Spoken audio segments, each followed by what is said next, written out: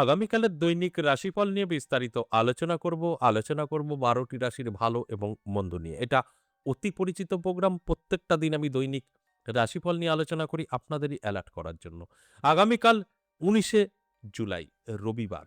পঞ্চমী তিথি, উত্তর ফাল্গুনী নক্ষত্র, পরিগ যোগ ও জন্মরাশি কন্যা। এবার আসুন ১২টি রাশিকে নিয়ে বিস্তারিত আলোচনা করব। এক রাশি ধরে বলব। কোন দিক থেকে ভালো, কোন দিক থেকে খারাপ সবটাই আমি বোঝানোর চেষ্টা করব।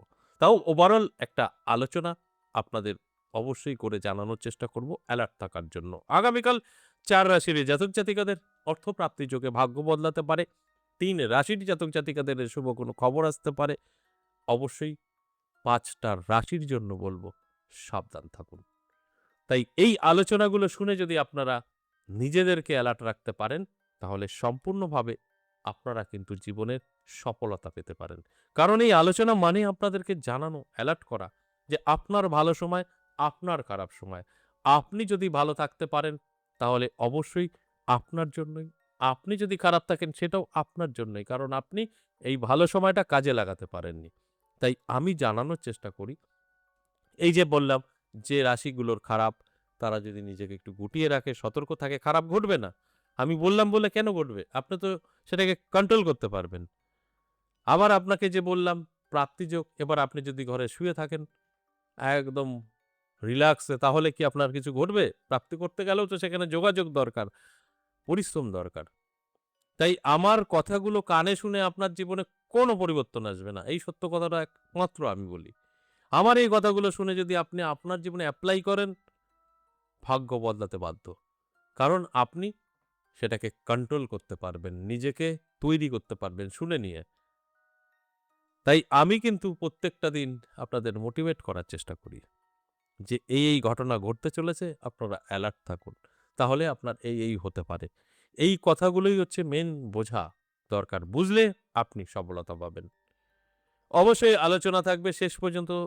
আলোচনা শুনলে বা দেখলে জানতে পারবেন আগামীকালের রাহুকাল সময় এবং শুভ সময় এবং লাকি নাম্বার, যেগুলো বেশ কিছু জাতক জাতিকাদের কিন্তু কাজে আসবে। তাই সঙ্গে থাকার অনুরোধ রইল।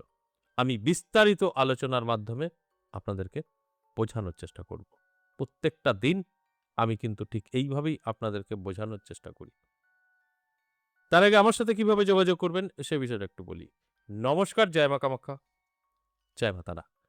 যারা ভীষণভাবে বিপদে আছেন, কি করবেন বুঝে উঠতে পারছেন না, তাদের উদ্দেশ্যে বলব, একবার হলেও আমার সাথে সাক্ষাৎ করতে পারেন। কারণ আপনারা বহু জায়গায় গিয়েও হয়তো সঠিক প্রতিকার প্রতিবিধান করতে পারেননি। কারণ এখন যেখানে যাবেন খরচা ছাড়া কিন্তু কোনো প্রতিকারও নেই। সেই আগের দিন নেই আপনি সবকিছুতেই একদম এটা ওটা করলেই আপনার বাড়িতেই আছে। না। তাই সেখানে দাঁড়িয়ে আপনারা প্রতিকার প্রতিবিধান করতে পারেননি, প্রচুর টাকার ব্যাপার। আমার কাছে কিন্তু ২ টো রাস্তা আছে। একটা ফ্রি, একটা খরচ। তাই আপনি খরচা না করতে পারলেও আপনার এ থেকে জেডে যেকোনো সমস্যার সমাধান আমি কিন্তু দিয়ে থাকি। তাই একবার হলেও আমার সাথে সাক্ষাৎ করতে পারেন। যে কথাটা আমি বারবার বলি। আমাকে কোথায় পাবেন? আমাকে পাবেন তারাপীঠ আর আমার নিজের মন্দির ১০ মহাবিদ্যা কালীবাড়ি। ১০ মহাবিদ্যা কালীবাড়ি আমি থাকছি প্রত্যেক সপ্তাহে ৩ দিন। সোমবার, মঙ্গলবার, বুধবার। আর তারাপীঠ সবে ১৮ জুলাই তারাপীঠ থেকে আমরা চেম্বার করে বেরোলাম।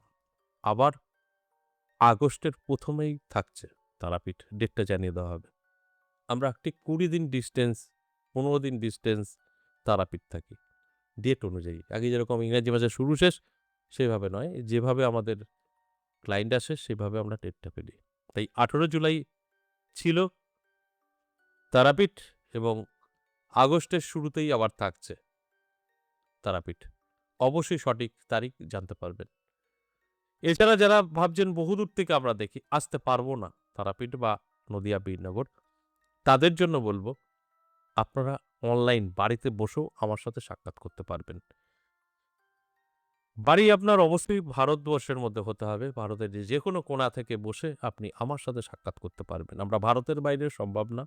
ভারতবর্ষের মধ্যে আপনি থাকলে আপনি আমার সাথে আপনার বাড়িতে বসে অবশ্যই চেম্বারে বসে আলোচনা করার মতো আলোচনা করতে পারবেন এবং আপনার যত বড় সমস্যা থাকুক তার থেকে বার করে আনার দায়িত্ব আমার।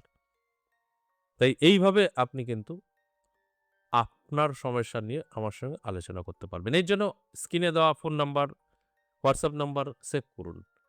সকাল ১০টা থেকে সন্ধ্যে ৬টা আমাদের কল সমস্ত খোলা থাকে। সন্ধ্যে ৬টার পর টোটাল বন্ধ হয়ে যায়। অফিস টাইম আমাদের সমস্ত কিছু খোলা।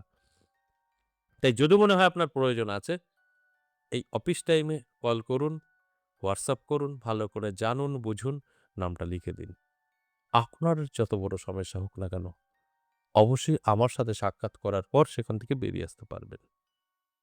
তাই আপনি যত দূরে থাকুন বা চেম্বারে আসুন, অর্থাৎ অফলাইন বা অনলাইন আমার সাথে সাক্ষাৎ করা এটা সম্ভব। এবার আপনার প্রয়োজন আছে কিনা এটা হচ্ছে মেন বিষয়।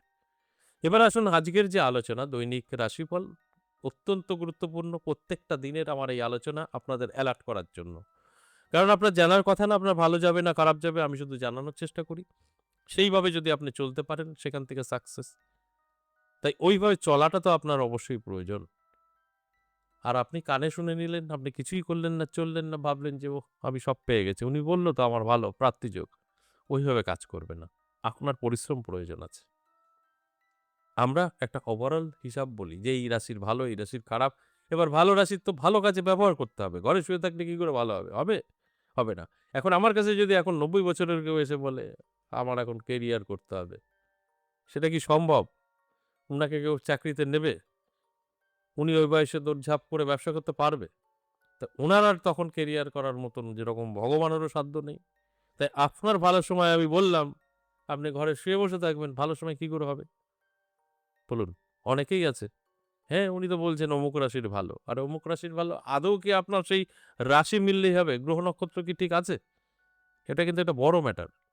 কিন্তু কারোর মাথায় এটা নেই। আমার রাশি মানে উনি বলেছেন, আরে আপনার রাশিতে কোটি, কোটি মানুষ আছে। সবাই কি আপনার মতো? আপনার থেকে খারাপ থাকতে পারে, ভালো থাকতে পারে। কেন ডিফারেন্ট, ডিফারেন্ট হয়? প্রত্যেকের গ্রহ, নক্ষত্র আলাদা, আলাদাভাবে অবস্থান করে। তাই আলাদা, আলাদা কাজ করে। রাশির উপরে কিন্তু নির্ভর করে না। যাই হোক আমি প্রত্যেকটা দিনই এইভাবেই আপনাদের বোঝানোর চেষ্টা করি। আর এই বুঝে শুনে যদি আপনারা আপনাদের জীবনে এপ্লাই করতে পারেন সেক্ষেত্রে সফলতা। তাহলে আসুন এক, এক করে সেই রাশিগুলো নিয়ে বলি। ১ম এই মেষ রাশি, দারুণ সময়, প্রাপ্তিযোগ, ভাগ্য বদলাতে পারে। নানাভাবে আপনার আর্থিক উন্নতি হবে। অর্থ এসে আপনার হাতে ধরা দেবে। অবশ্যই অ্যালার্ট থাকুন, চোখ কান খোলা রাখুন। বৃষ রাশির জাতক জাতিকাদের ক্ষেত্রে বলব, আপনার একটু সাবধানে থাকতে হবে। কারণ আপনার সময়টা খুব একটা ভালো নয়। আপনার কিন্তু অর্থ নষ্ট হতে পারে। বন্ধু-বান্ধবী দ্বারা ক্ষতির সম্ভাবনা। অ্যালার্ট থাকুন, কিচ্ছু হবে না। সবটাই আপনি আটকাতে পারবেন।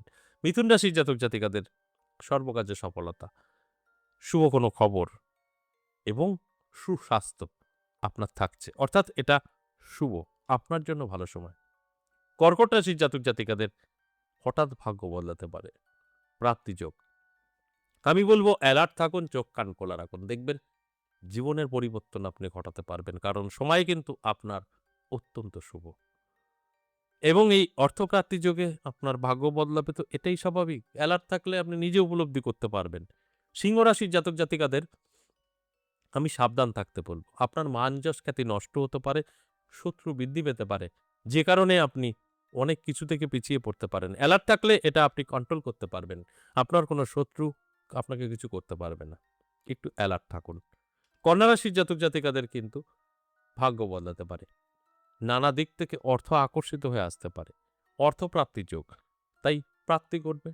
এটাই তো স্বাভাবিক। আমি বলব অ্যালার্ট থাকুন, চোখ কান খোলা রাখুন। দেখবেন অবশ্যই আমার কথাগুলো আপনি মিলিয়ে নিতে পারবেন। তুলা রাশির জাতক জাতিকাদের কিন্তু সময়টা খুব একটা ভালো যাবে না। একটু অ্যালার্ট থাকুন, চোখ কান খোলা রাখুন। তা না হলে কি হবে? স্বাস্থ্য ভালো যাবে না। ইনকাম পড়ে যাবে। লসে চলবেন যদি আপনি ব্যবসা করেন। তাই সেটা কিন্তু খুব একটা ভালো না। তাই অ্যালার্ট থাকতে বলব। বৃশ্চিক রাশির জাতক জাতিকাদের কিন্তু বলব আপনার উপর একটা প্রেশার আসতে পারে। কিসের প্রেশার? সে আর্থিক দিক থেকে হতে পারে, ঋণের কারণে হতে পারে, কোনো আইনি ব্যবস্থা সেদিক থেকে হতে পারে, পারিবারিক সমস্যারও একটা প্রেশার আসতে পারে। তাই এটাকে কন্ট্রোল করতে পারলে আপনি কিন্তু ভীষণ হ্যাপি থাকবেন। ধনুরাশি, প্রাপ্তিযোগ, হঠাৎ ভাগ্য বদলাতে পারে। নানা দিক থেকে অর্থ আকর্ষিত হয়ে আপনার কাছে আসতে পারে। এটা অত্যন্ত শুভ। তাই অ্যালার্ট থাকতে বলব, চোখ কান খোলা রাখতে বলব। এই প্রাপ্তিটা আপনার কিন্তু ঘটবেই ঘটবে। মকর রাশির জন্য বলব একটু সাবধান থাকুন। আপনার ব্যবসা মন্দা যাবে। যারা বহুদিন ধরে একটা চেষ্টা চালিয়ে গেছেন, সেই চেষ্টার থেকে কিন্তু সফলতা আসবে। সেটা ধরে রাখাটা কিন্তু চাপ হয়ে যাবে। এটা একটা বড় দুঃখ, কষ্ট আপনি পেতে পারেন। এরকম একটা কষ্ট মানে হওয়া কাজ কোনোভাবে আটকে যেতে পারে।